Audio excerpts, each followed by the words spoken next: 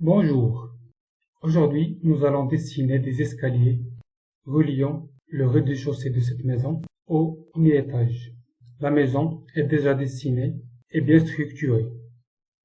Il y a le terrain, le rez-de-chaussée, composé la dalle du sol, l'entrée, le mur extérieur et les murs intérieurs.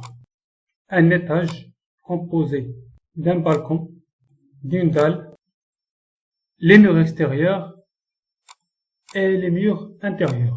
Et en haut, il y a la terrasse.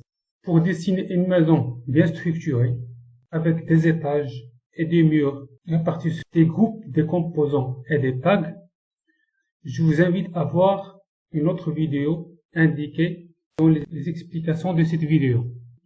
Nous optons pour des escaliers de quarts tournants, U-shaped staircase, avec un palier intermédiaire. Nous avons la dalle inférieure et la dalle supérieure. Et nous allons dessiner les escaliers entre ces deux dalles. La hauteur totale d'escalier est de 2,85 m. Total raise. Le giron, go step ou run, est de 27 cm. La hauteur de la marche, 16,4 cm. La hauteur du palier, 1,90 m, et sa largeur est 85 cm. Le nombre total de marches égale 295 sur 16,4, ça donne 18. On aura au total 18 marches. Nous optons pour un composant qui existe dans la 3D Warehouse de SketchUp, Scalable Stair DC. Nous allons commencer à dessiner nos escaliers à l'extérieur. Window, 3D Warehouse.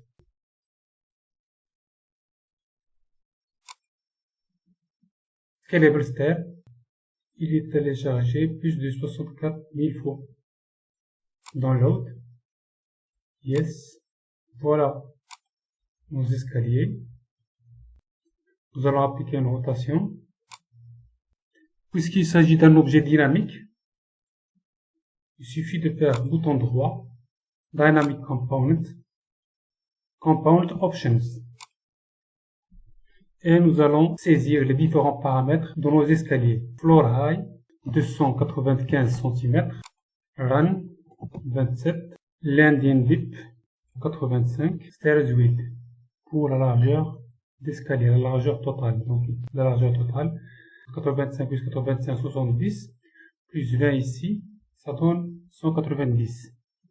Apply. Une fois nous avons dessiné nos escaliers, il faut ouvrir la dalle.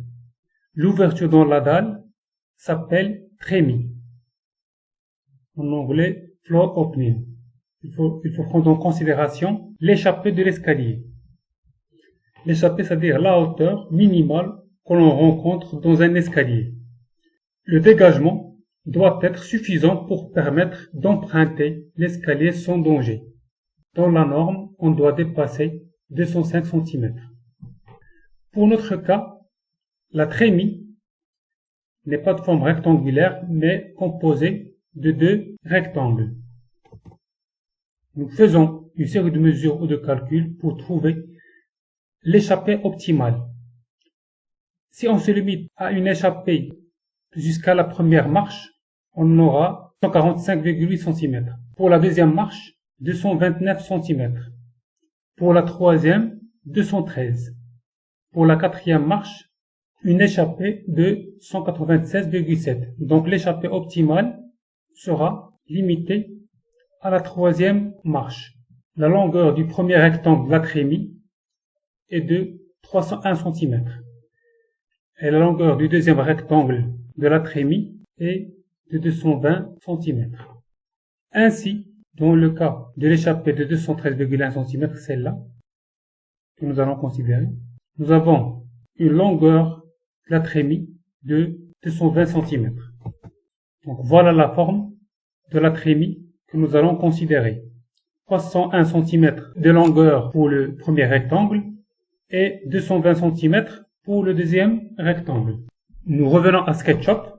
Nous isolons la dalle du premier étage RDC, terrain, donc nous allons tous désactiver. Étage, balcon. Et nous allons seulement laisser la dalle. Dalle, bouton droit. Edit Group. Nous dessinons le premier rectangle. 301,190. Un autre de 105,220.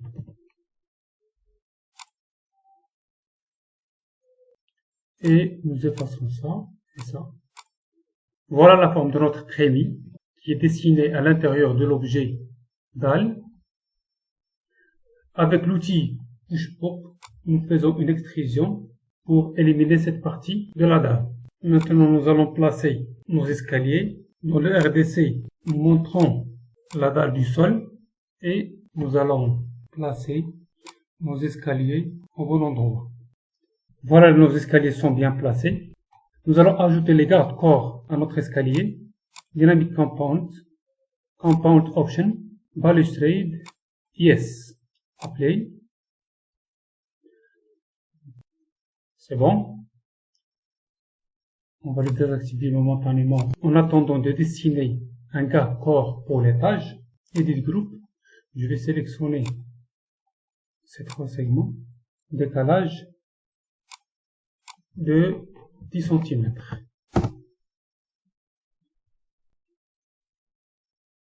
La partie supérieure, main courante, handrail, les poteaux new wall, les barreaux bien balustres, donc en anglais spindle or baluster, 10 basse, base rail. Dans notre exercice, nous allons placer un garde-corps en balustre pour la rampe et main courante en bois et un garde-corps en verre pour l'étage. Nous allons utiliser un composant de la 3D Warehouse appelé Scalable Glass Balustrade. Window, 3D Warehouse, Balustrade, celui-là, Scalable Glass Balustrade, download. Donc nous aurons besoin de trois parties, une première partie, une deuxième et troisième. Puisqu'il s'agit d'un objet dynamique, je peux le personnaliser par un bouton droit, Dynamic Component Option, Panel Width. On va opter pour 80 cm. C'est bon. On aura besoin de 3 balustrades. Je duplique. Je sélectionne l'objet. Move. Je fais une rotation de 90 degrés. Move, contrôle, et voilà notre deuxième copie. Maintenant, je vais bien les placer et scale et je redimensionne notre objet. La même chose pour celui-là. Move et je redimensionne avec scale. Je place la dernière balustrade et avec scale, je règle. Voilà nos balustrades. Je sélectionne les trois balustres et je les coupe, make group, le nom balustre avec S, et je vais le placer dans étage, comme ça, il sera lié à l'étage. Je reviens aux escaliers,